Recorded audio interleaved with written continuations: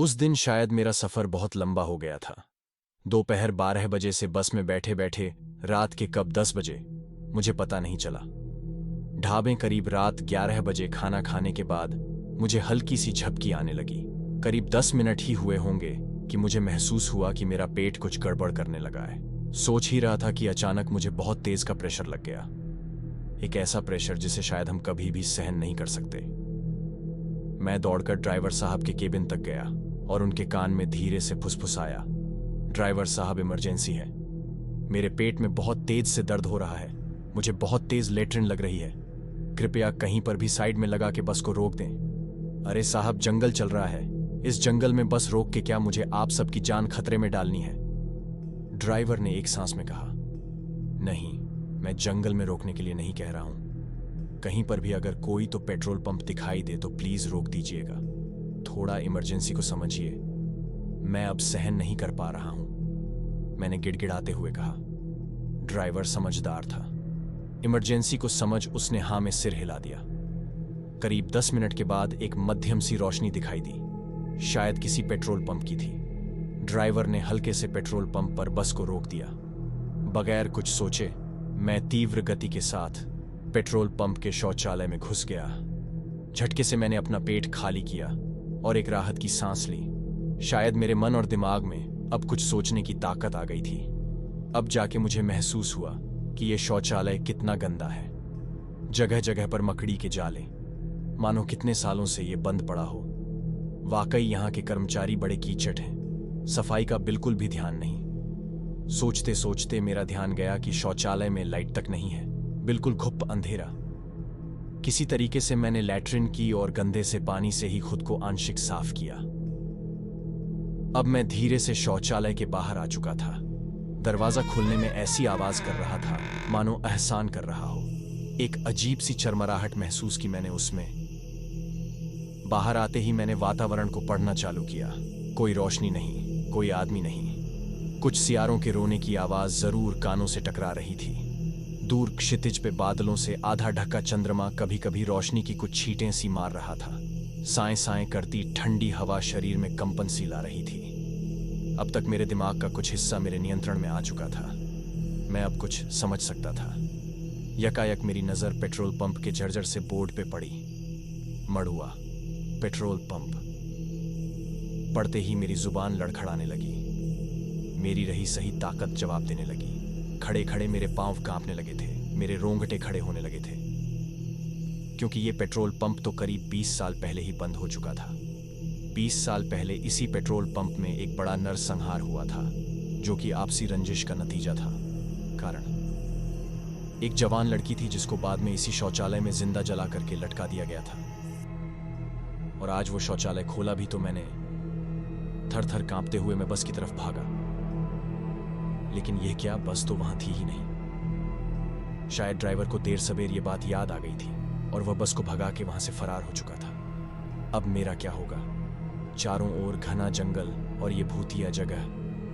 लोग तो यहां दिन में नहीं आते और एक मैं बेचारा रात में। अब चंद्रमा भी बादलों में छुप के मुझे और डराना चाह रहा था। चारों ओर फैली आस मध्यम सी रोशनी भी अब स्याह रंग ले चुकी थी और मैं किंकर्तव्य विमूढ़ सा एक ही जगह पे खड़ा था, कुछ प्रश्न और स्वयं के कुछ उत्तरों के साथ। भड़ाक, अचानक शौचालय का दरवाजा तेजी से बंद हुआ। कौन है?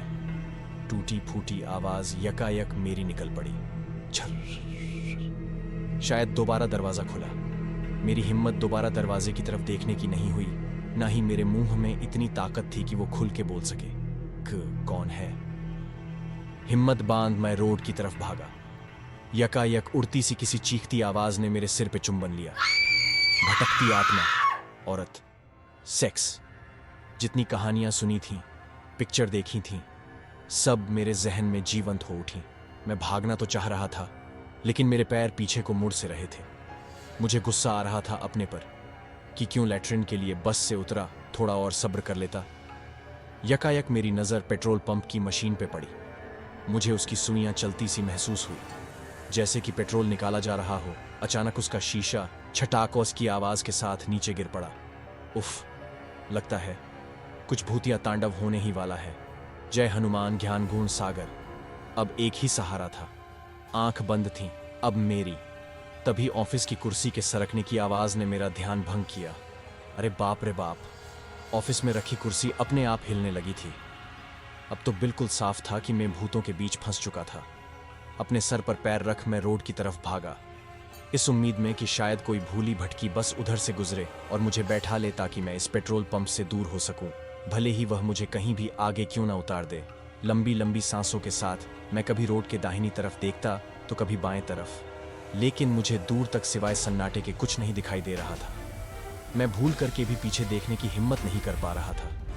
जहां वह शापित पेट्रोल पंप था, मेरी सांसें थमी हुई थीं, मेरा दिल बहुत तेजी से धड़क रहा था। रोड के किनारे हुई झाड़ियों में कभी कभी सरसराहट सी होती, कभी कोई सियार उधर से भागता तो कभी कोई और छोटा जानवर उस झुरमुट में घुसता। मैं कुछ भी देखना या सुनना नहीं चाहता था, मुझे सिर्फ एक अदद मदद की दरकार थी।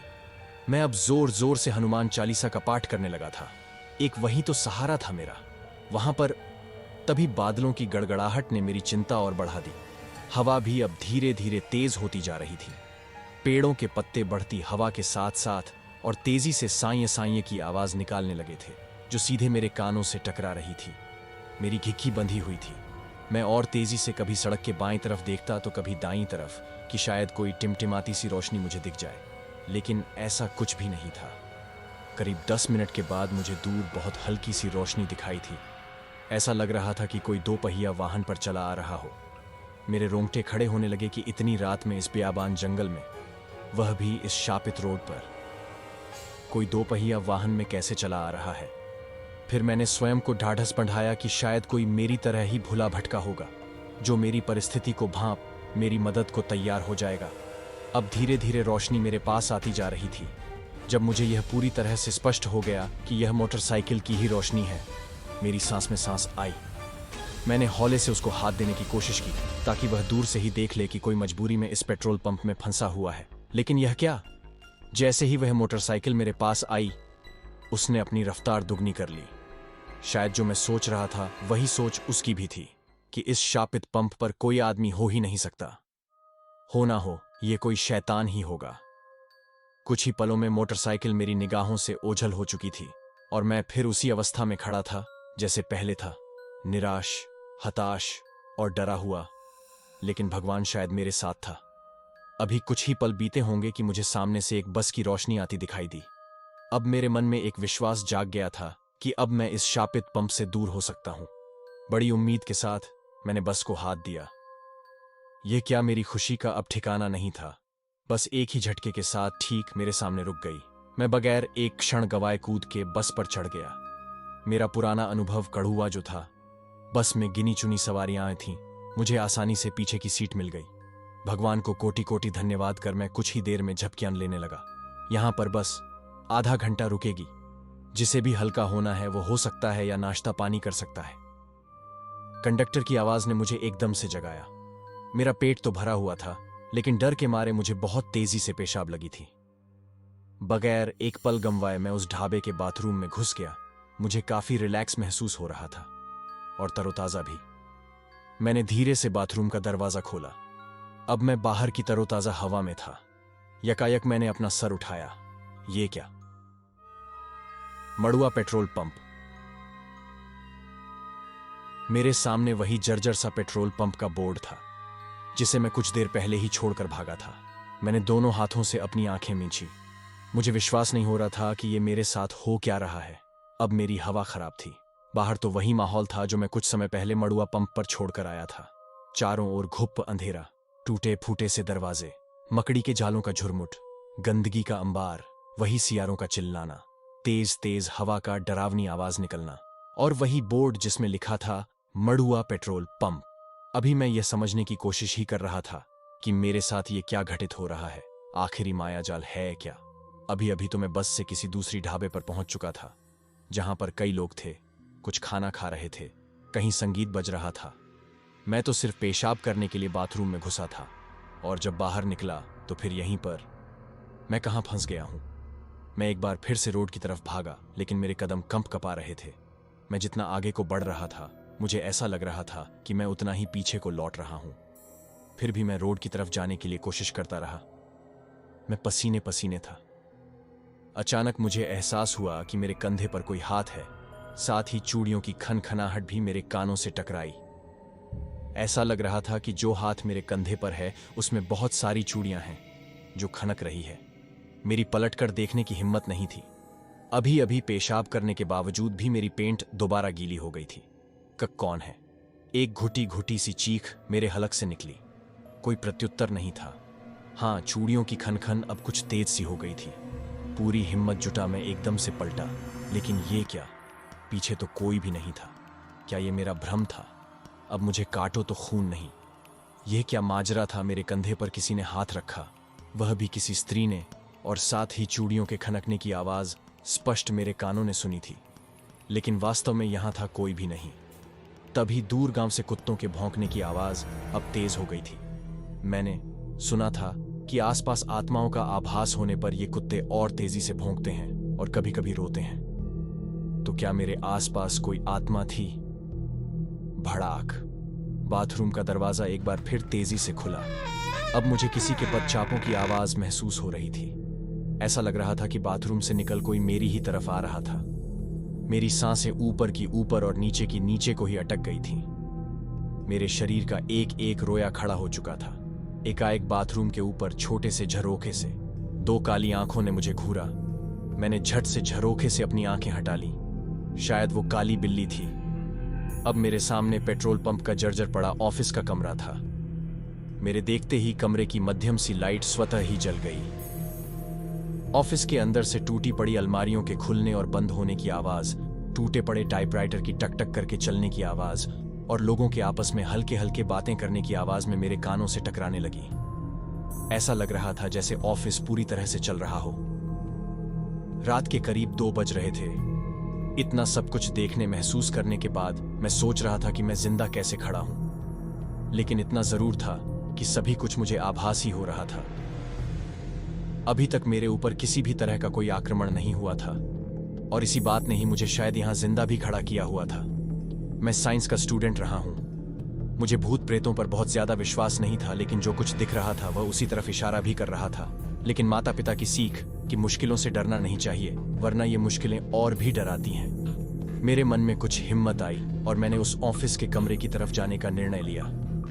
मेरे हौले से हाथ लगाते ही छर्र, सालों से बंद पड़ा दरवाजा एक डरावनी आवाज के साथ खुल गया। मुझे सब कुछ दिख रहा था। जंग खाई लोहे की मेज, कुर्सियां, उन पर किलो भर धूल, जगह जगह मकड़ी के जाले, छिपकलियों व चूहों की जगह जगह पड़ी सूखी लैट्रिन। एक बदबू भरा कमरा था वो। मैंने सावधानी के साथ कमरे में पैर रखा। जैसे ही मेरा पैर कमरे में पड़ा, मध्यम सी जलने वाली लाइट एकाएक झटके से बंद हो गई। साथ ही अलमारी के खुलने बंद होने की आवाज, टाइपराइटर की टिक टिक और लोगों के आपस में बात करने की महीन सी आवाजें अब बंद हो चुकी थीं। अब कमरा एकदम शांत था। मैं अब आश्चर्यचकित था। जो मुझे सुनाई दे रहा था आभासित हो रहा था। उसके पास पहुंचते ही वो आश्चर्यजनक रूप से गायब हो जा रहा था। थोड़ी मेरी हिम्मत को बल मिला ही था कि अचानक मुझे ऐसे लगा कि कमरे की छत पर कोई तेज कदमों से चहलकदमी कर रहा है। मुझे जो कुछ भी आभास हो रहा था या जो कुछ भी सुनाई दे रहा था, उस तक पहुंचते ही वो मेरा कोरा भ्रम ही साबित हो रहा था। इससे मेरी हिम्मत को बल मिला और मैंने छत पर जाने का निर्णय ले लिया। कमरे के बाहर मैंने चारों ओर देखा कि छत पर जाने का कोई माध्यम मिले। यकायक मुझे एक टूटी सी सीढ़ी दिखाई दी। उसी को छत पर लगा। मैं बड़ी सावधानी से छत की तरफ बढ़ चला। अब मैं छत पर था। सरसरी निगाहों से मैंने चारों तरफ देखा, लेकिन वहां सिर्फ मैं ही था और कोई भी नहीं। हाँ, इतना जरूर था कि आने वाली पदछापों की आवाज अब गायब हो चुकी थी। मुझे अपने आप पर हंसी सी आ रही थी। कुछ देर पहले इतना डरा हुआ मैं अब शायद वहां की परिस्थितियों को मजाक में लेने लगा था। अब मेरा डर भी धीरे धीरे गायब हो रहा था। मुझे ऐसा लग रहा था कि जो कुछ वहां घटित हो रहा है शायद मेरा कोरा भ्रम ही है और कुछ नहीं, क्योंकि परिस्थिति ने मुझे डर और भ्रम के बीच के अंतर को समझा दिया था। मैंने कुछ देर तक छत का जायजा लिया। कुछ भी वहां ऐसा नहीं था जो मुझे वहां और रुकने के लिए बाध्य करे, सो मैंने नीचे उतरना ही उचित समझा। मैं सावधानी से नीचे उतर आया। अब मुझे नींद आने लगी थी। आती भी क्यों नहीं। थकाऊ रात के करीब 3 जो बज रहे थे। एक कबाड़ सी पड़ी मेज को मैंने हाथों से साफ किया और उस पर मैं लेट गया। पलक झपकते ही मुझे नींद आ गई। केशव, उठना नहीं है, सुबह के 4 बज रहे हैं, तुझे तो माधवगढ़ भी जाना है। अचानक माताजी की आवाज ने मुझे जगाया। मैं हड़बड़ा के उठा। अरे हाँ माँ, मुझे तो आज माधवगढ़ जाना है और मैं यहाँ, ये क्या हो रहा है? मैं पुनः आश्चर्यचकित था, लेकिन अब मुझे चैन भी था, क्योंकि जो कुछ भी घटित हुआ था वह मेरा स्वप्न ही था। सोचकर मैं मुस्कुराया और फटाफट अपनी यात्रा के लिए तैयार होने लगा, क्योंकि 4:30 बजे मेरी बस थी जिससे मुझे माधवगढ़ जाना था, उसी शापित मड़ुआ पंप के रास्ते से। फटाफट तैयार होते ही मैं एक छोटा सा नाश्ता लेकर के बस में बैठ गया। मेरी यात्रा लंबी थी। करीब 14 घंटे की उबाऊ बस की यात्रा के बाद मैं बहुत थक गया था। राजस्थान का बॉर्डर आ चुका था और अब करीब 3 घंटे बाद ही वो इलाका आना था जिसमें था वो शापित पंप। ये क्या? अचानक से मुझे लगने लगा कि मेरा पेट खराब है, वैसा ही जैसा कि मैंने रात सपने में महसूस किया था। मेरी हवा खराब होने लगी। मुझे लग रहा था कि वाकई पेट खराब है, या मेरी ड्रीम साइकोलॉजी मुझे ऐसा महसूस करवा रही है।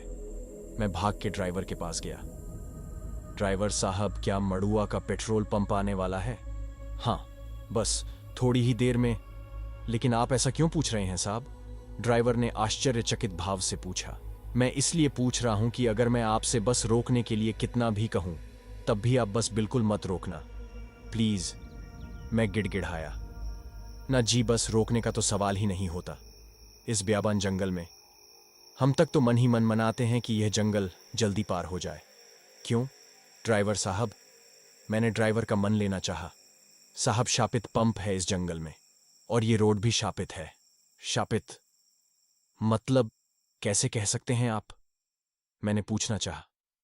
पूछो ना जी आप। बस ये रोड पर पैर पड़ते ही दिमाग घूमन सा लागे है। तभी तो जंगल के बाद जो ढाबा पड़े है वहां हम सभी देवी मां के दर्शन जरूर करें हैं। क्यों? मन को भ्रम व चक्कर सब दूर हो जावे है दर्शन करके साहब जी। ड्राइवर ने एक्सीलेटर पर तेजी से पैर जमा दिए, क्योंकि अब मड़ुआ पंप आने ही वाला था। शापित पंप को देखने की इच्छा मेरे अंदर बहुत ज्यादा थी, इसीलिए मैं खिड़की पर आंखें जमा उस पंप की तरफ देखने की कोशिश करने लगा। करीब 10 बजे होंगे। अब मेरे सामने वही पंप था, हूबहू, बिल्कुल वैसा ही जैसा मैंने देखा था स्वप्न में। मैं चकित था। मैंने उस पंप को अपनी जिंदगी में पहले कभी नहीं देखा था, लेकिन मेरे स्वप्न और साक्षात के दोनों पंप बिल्कुल एक ही समान थे। ऐसा कैसे हो सकता है? मैं मन ही मन बुदबुदाया। तभी मैंने देखा कि एक जर्जर सी धूल भरी मेज पर कोई लेटा है। ये कौन हो सकता है इतनी रात में? मैं सम्मोहित सा था। मैंने अपना पूरा ध्यान उस पर केंद्रित किया। बाप रे बाप, मेरी चीख निकलते निकलते बची। ये तो मैं ही था, जैसे उस स्वप्न में मैं मेज पर लेटा था। मैं कुछ और देखता या सोचता कि पंप आंखों से ओझल हो चुका था, यानी बस आगे को निकल चुकी थी। मैं सहमा सा अपनी सीट से चिपका हुआ था। ठीक आधे घंटे के बाद हम ढाबे पर पहुंच चुके थे। उसी जानी पहचानी आवाज ने हमारा स्वागत किया, जिसने चाय नाश्ता करना है, हल्का होना है, आधा घंटा बस रुकेगी।